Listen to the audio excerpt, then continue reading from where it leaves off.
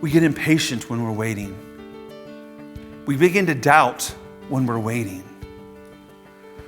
But God is always present in our waiting. See, Ahaz and Judah wanted their deliverance to be immediate. Don't we want that today? Don't we want God to answer our prayer just now? Give it to me now, Lord. Fix my problem now. And he's like, no, I think you need to wait a little longer. No, I don't want to wait. Yeah, I think you need to wait a little bit longer.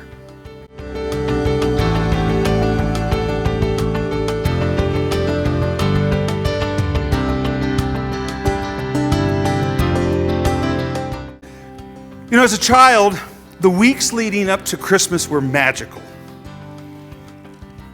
There was something about it. There was a unique wonder in the air. The excitement begins when the lights start going up. Now I know, this year it was like the Christmas lights were up when Halloween started. I remember I went to Lowe's this year, and the Halloween stuff was on one side and the Christmas stuff was on the other of the aisle. It's almost like they were having a war over who could be more insane. But the twinkling lights getting up in the neighborhood, the smell of freshly baked cookies, the sound of the familiar carols being sung. I'm beginning to hear them. Now, for me, we have a jukebox in our house, and I put Christmas music in the jukebox during Christmas time. I didn't have to this year because I never took them out from last year. But that sound of the Christmas carols begins to, be part of the atmosphere of Christmas. Each day for a child is like an eternity.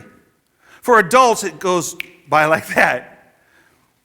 But each day leading up to Christmas for a child is, I can't wait.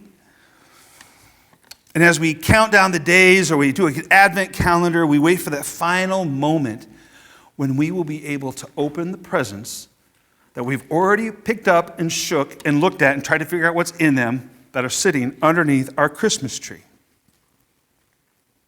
There's something special about anticipation. There's something special about it. As a kid, it wasn't just about the gifts. It wasn't just about the lights. It wasn't just about the food and the smell of cookies and the family traditions. It was the whole experience. All of it. The gatherings. The hope that something extraordinary was going to happen soon. The waiting only seemed to heighten our joy. Because what it would do, waiting would give us time to imagine, to dream about what was going to be. Then when Christmas morning finally arrives, and I don't know about you, but as a kid and with my own kids, by the time, within 3 minutes, all the wrappings are all off the presents and they're spread out all over the room. And it's that wore us out. But everything we've been waiting for on Christmas, the waiting, the anticipation was worth it. And the joy that filled our expectations made the celebration all the sweeter. And this kind of anticipation that we feel at Christmas is mirrored to what the Israelites were feeling when they were being oppressed, when times were hard and it was difficult, and there were nations outside their walls ready to come in and destroy them. And they knew that these nations were big bullies, and they could do exactly that. But they knew there was a promise. So waiting in anticipation of it. But these Israelites were facing very significant troubles and threats from the Syrian nation at this time. And also from their own kinsmen, their own cousins, uncles, nephews, and so forth, who were in the northern kingdom. So we're talking about Judah, the southern kingdom. The nation of Israel split. Judah and Benjamin in the south, and the other 10 nations in the north. And the 10 nations in the north were not exactly orthodox. They were influenced by the world, and they were wanting to attack the southern kingdom.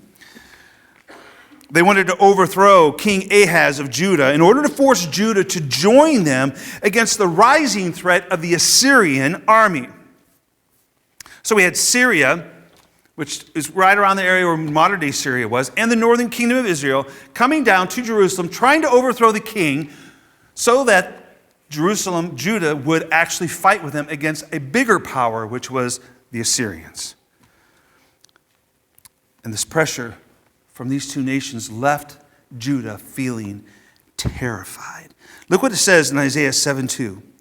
When the house of David was told, Syria is in league with Ephraim, which is the northern kingdom, the heart of Ahaz and the heart of his people shook as trees of the forest shake before the wind. What a great picture of fear. They were scared to the point that they were shaking in their shoes about what was going to happen. But see, King Ahaz and Judah are not alone. They were faithful to God. God was with them and on their side. And so in response to their fear, God sends to them Isaiah to assure them that Syria and Israel will fail in their mission. God, through Isaiah, urges Ahaz to trust him and not to seek help from Assyria, because Ahaz was wondering, if I've got these two nations that are against me, and they want me to fight against this other nation that is much bigger than all three of us, what if I go to them and they protect me from these other two nations? But God says, don't. Trust me. Trust me. But Ahaz struggled to trust God.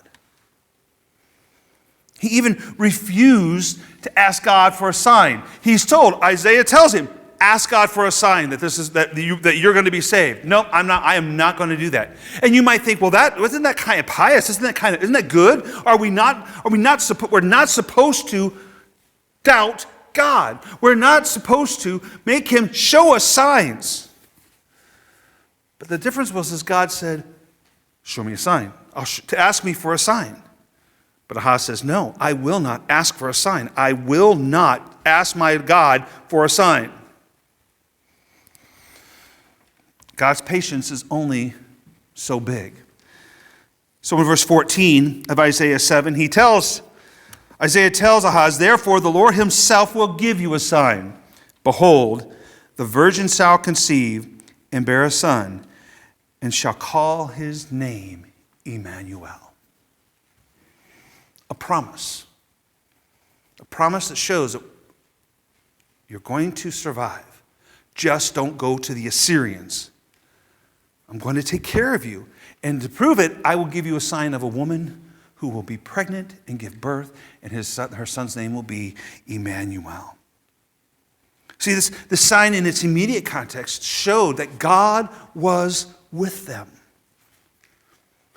He was in the presence of Judah during their crisis. He wasn't a God who sits on his throne aloft and is not there. He is with the king. It was a reminder that God had not abandoned his people, even in their fear and in their uncertainty. They're surrounded by their enemies. And they're tempted to rely on a human alliance. But God called them instead to trust him completely. I see a lot of parallels to our world today. We have a tendency to trust in human institutions and in humans. We cannot trust them. Why? Because they're human. We must trust in God and God alone. So is God going to save our nation? I don't know. But I know I can trust him with the outcome of whatever he decides to do. This sign that God gave them also demonstrated that God was present in their waiting. He was with them in their waiting. You know, when we wait for things, we get impatient. Have you ever, stood in line at a grocery store or stood in line at the bank or wherever you're going, stood in line at the license branch. It doesn't happen very often anymore, but it used to be, you'd stand in line at a license branch and it was taking forever just to get your new plates or get your license renewed or whatever. They try to make it easier now.